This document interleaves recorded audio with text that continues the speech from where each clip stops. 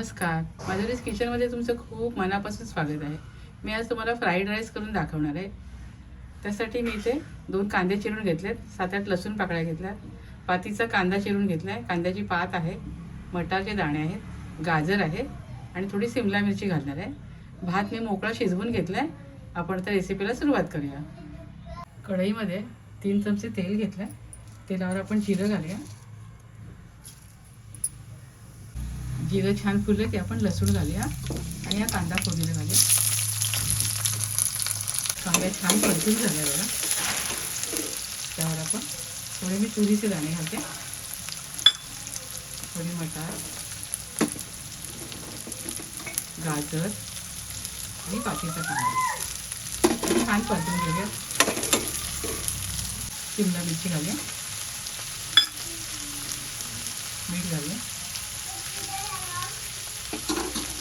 मी परतून घेऊया. 2 हिरव्या मिरच्याने मोठ्या चिरून घेतल्या, म्हणजे आपल्याला भाजीची पटकन काढता येतील. इथे भाज्या छान परतून झाल्या, आपण यावर भात घालूया.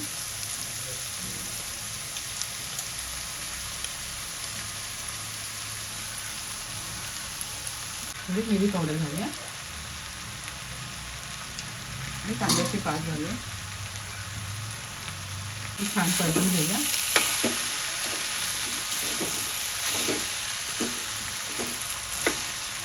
त्यावर आपण सोया सॉस घालूया. 1 चमचावर घातला आणि छान परतवून घेऊया. 5 मिनिटं छान परतून घेऊया.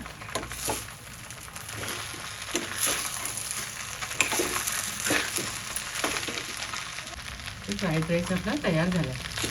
मस्त झालं एकदम.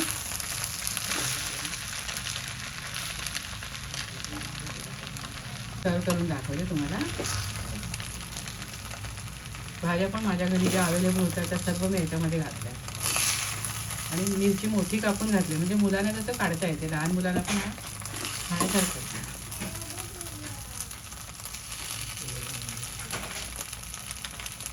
इथे छान असा व्हेज फ्राईड राईस मी तयार केला आहे. खूप मस्त झाला आहे.